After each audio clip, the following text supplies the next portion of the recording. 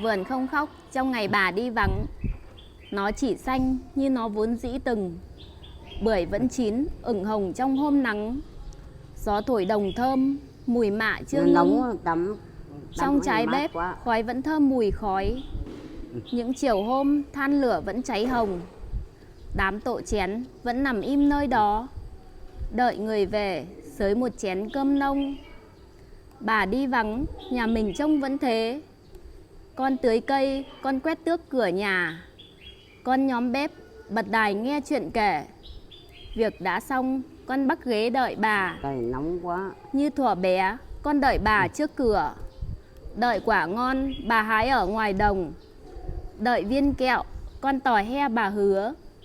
Liệu đường về, bà có lỡ quên không? Vườn đã chín, biết bao mùa bưởi mới. Lúa đã xanh rồi lại nhuộm vàng trời. Than lửa đã nhóm, bao mùa khói mới. Bà cấy ruộng nào, sao về muộn thế, bà ơi? Tuổi thơ của mình gắn liền với bà. Bà là người đã chăm sóc dạy dỗ và chăm lo cho mấy chị em chúng mình là nhiều nhất. Vì bố mẹ bận phải đi làm đồng ấy, nên bà là người mà gắn bó với mấy chị em chúng mình nhiều nhất. Và tuổi thơ của mình là luôn ở bên bà. Ăn cũng bà chăm lo cho, ngủ cũng ngủ cùng bà. Thậm chí là đi chăn trâu cắt cỏ cũng cùng bà luôn. Bà là người chăm lo, yêu thương và dạy dỗ mấy chị em chúng mình.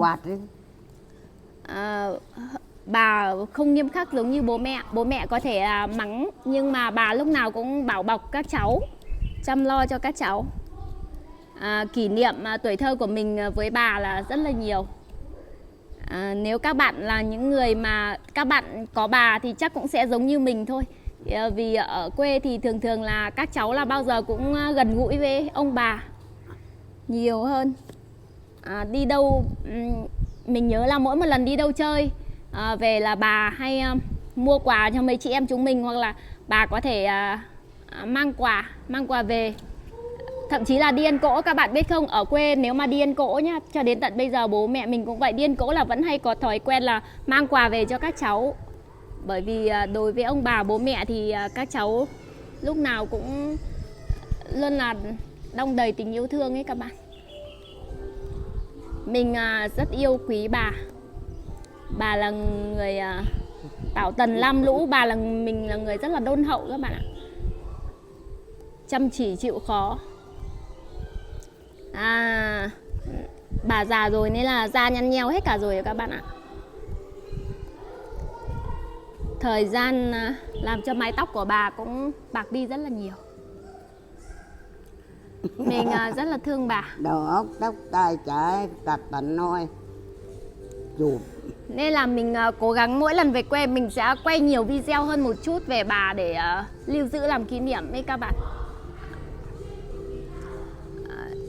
Nếu các bạn cũng có ông bà bố mẹ ở quê thì các bạn hãy chịu khó về quê thăm ông bà bố mẹ nha.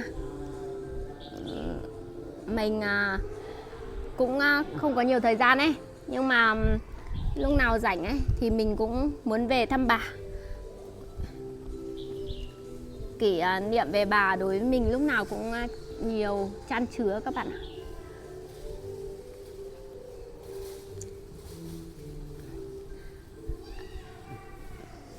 Bà vất vả nhiều với con với cháu. Năm nay bà 88 tuổi rồi các bạn ạ. Mình mong bà mình sẽ sống được hơn 100 tuổi, bởi vì để chứng kiến con cháu khôn lớn thành người. Mong bà sống lâu. Bà giống như là một cây đại thụ của gia đình ấy các bạn, tỏa bóng mát, che cho các thế hệ con cháu. Mỗi lần mình về quê nhá, bà đều hỏi thăm rất là nhiều. Bà lo cho ở thành phố không có gạo ăn này các bạn này, không có rau này, không có thịt này, nên là lúc nào có cái gì bà cũng dúi cho mình ấy. Lúc nào bà cũng thương con thương cháu.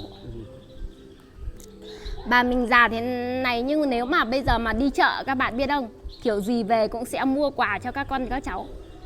Kể cả dù con cháu có lớn đi chăng nữa thì bà cũng vẫn mua quần áo hoặc là hoa quả bánh kẹo đồ dùng. Mình lớn thế này rồi nhưng mà mấy năm trước ấy mình về vẫn còn được bà đi mua quần áo cho, nhưng bây giờ bà già rồi ấy, bà không đi chợ được ấy, bà không mua được cho nữa nhưng bà lại hay cho mình tiền. Kỷ niệm về bà rất là nhiều. Mình mong bà thật mạnh khỏe, sống lâu với các con cháu. Nên mỗi lần về quê mình sẽ cố gắng quay bà, bố mẹ. Tình cảm bà cháu là một trong những sợi dây gắn kết gia đình thiêng liêng và sâu sắc nhất. Đó là tình yêu thương vô điều kiện, sự che chở và là điểm tựa tinh thần vững chắc, nơi nuôi dưỡng tâm hồn mỗi người qua những câu chuyện kể và ký ức tuổi thơ êm đềm. Người bà luôn dành trọn tình yêu thương cho thế hệ sau, là người nâng niu chăm sóc từng miếng ăn, giấc ngủ, bù đắp những thiệt thòi bằng tất cả sự dịu dàng. Những lời ru ngọt ngào, chiếc quạt mo cau hay những món quà vặt giản dị là hành trang tinh thần theo cháu suốt cuộc đời. Đáp lại tình yêu ấy, những người cháu luôn dành cho bà sự kính trọng, yêu thương và biết ơn sâu sắc.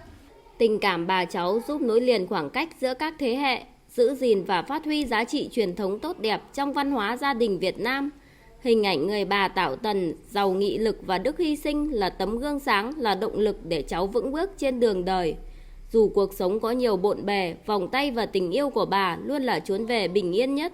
Khác với cha mẹ, đôi khi có sự nghiêm khắc, tình yêu của bà thường mang đến cảm giác êm đềm, dung dị như dòng suối mát lành.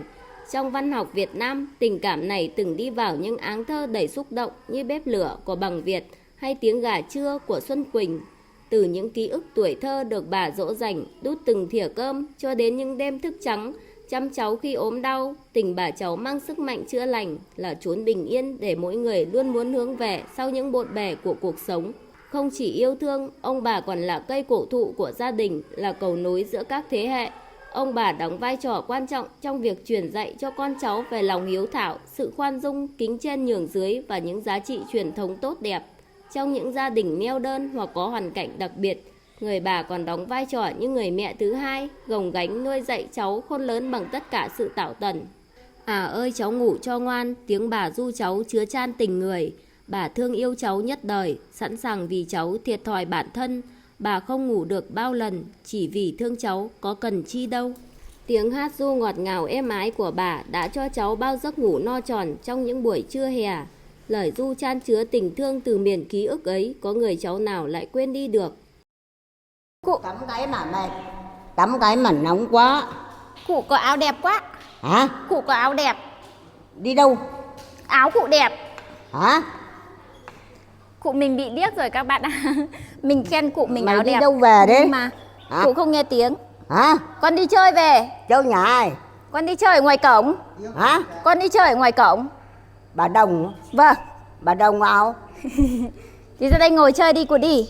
Có mà lên nhà cái cô Đào à?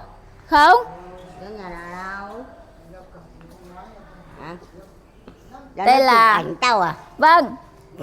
Đây là bà nội mình các bạn nha. Chống gậy. Bà năm nay 88 tuổi rồi.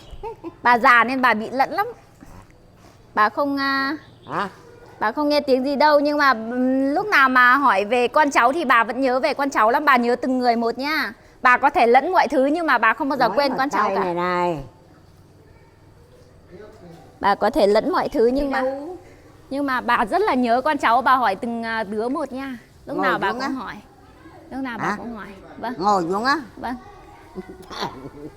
Chúc đi bà. Bà nội mình đây. Tắm mới mát quá. Vâng. Nó nóng quá. Nào chụp. Dù có đi trăm nẻo đường đời, năm tháng tuổi thơ có ông có bà vẫn luôn hiện lên đầy ngọt ngào như những thước phim thơ ấu mà mỗi người đều muốn xem lại nhiều lần. Năm tháng qua đi, thời gian không hề dừng lại ở thời điểm mà con người ta hạnh phúc và lưu luyến nhất. Mình ngày một trưởng thành, bà lại ngày càng già đi. Đôi chân bà đã mỏi, đôi mắt bà đã mờ, đôi vai đã gầy gò vì sương gió cuộc đời. Giờ đây mình chỉ ước thời gian trôi chậm chậm thôi để mình có thêm nhiều thời gian ở bên cạnh bà. Khi cả thế giới dường như không thể hiểu được con, bà luôn ở đó để nắm lấy tay con. Bà là mặt trời trong cuộc đời của con.